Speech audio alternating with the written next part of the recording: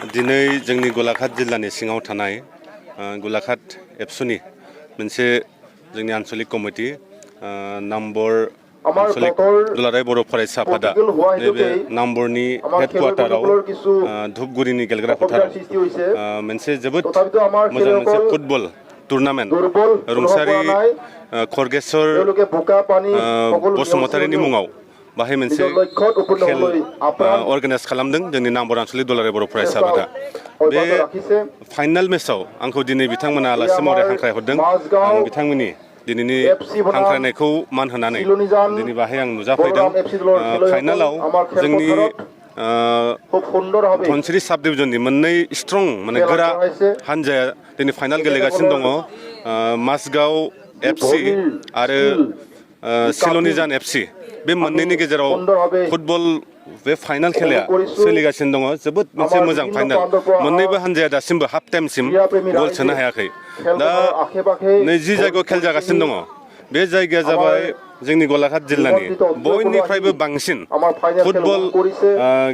गेलेहोग्रा जायगा बेयो गोबां माने जोंनि फुटबल खेल बाहाय सोलिबोबाय थायो नैबे देग्लाय 3 नाम्बार टुर्नामेन्ट बेयो नैबे फिल्डआव आरो गोबां जोंनि प्लेयार्सफोर नैबे ओनसोलनिफ्राय डिस्ट्रिक्ट स्टेटनि जानानैबो गेलेनाय दङ नैबे नाम्बर ओनसोलनिफ्राय आरो दा आं आसा खालामदों जोंनि गामि गला खना खनला थानाय जिथु टेलेन्ट जोंनि गथ'फोर दङ बे गथ'फोरा निस्सय बेफोरबादि खेल होनायनि थाखाय बाहाय गावसिनि जिथु टेलेन्ट बेखौ देखायनो हादों आरो डिस्ट्रिक्ट लेभेलसिम एबा जोंनि स्टेट लेभेलसिम बिथांमोना निस्सय गेलेहैनो हागोन होननानै आं आसा फारिदों आरो जोंनि अर्गेनाइजार नाम्बर आन्चलिक दुलाराय बर' फरायसा आफादखौ आं दिनै नैबे समाव जोबोद रोजा रोजा साबायखर जासिदों बाहाय मोजां मोनसे टुर्नामेन्ट अर्गानाइज खालामनो हानायनि थाखाय आं नाम्बर दखला दुलाराय बर' फरायसा आफादखौ जों गलाघाट जिल्ला एबसुनिफ्राय बाहाय आं साबायखर जासिदों जोङो दाखालि थांनाय 6 सेप्तेम्बर खालि फार्स्ट नैबे रंसारि खरगेश्वर बसुमतारी आरो रंसारि गोजोननाय थाबाय मा होनो चक्रधर बसुमतारीनि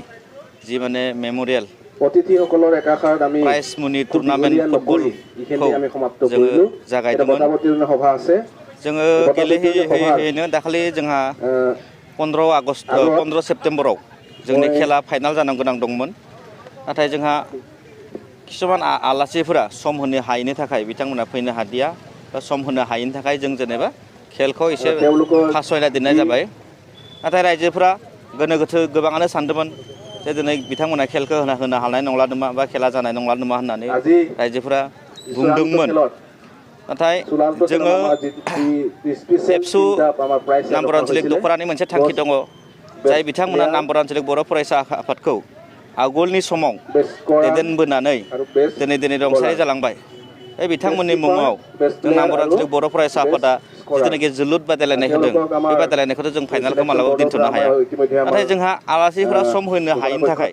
जों माने फाइनालखौ खालामनो हायाखैमोन थ' बेनिखायनो दिनै रायजोफोरा मिन्थिबाय जोङो दिनै फाइनाल खेलखौ गेलेहोबाय जोबोद मोजां जादों जोंहा 26टा टिम दंमोन 26टा टिमनि गेजेरावनो दिनै मोननै टिमा फाइनाल गेलेनो मोन्दों बलराम एफसि आरो जोंहा मा होनो माजगाव एफसि ओमफ्राय दा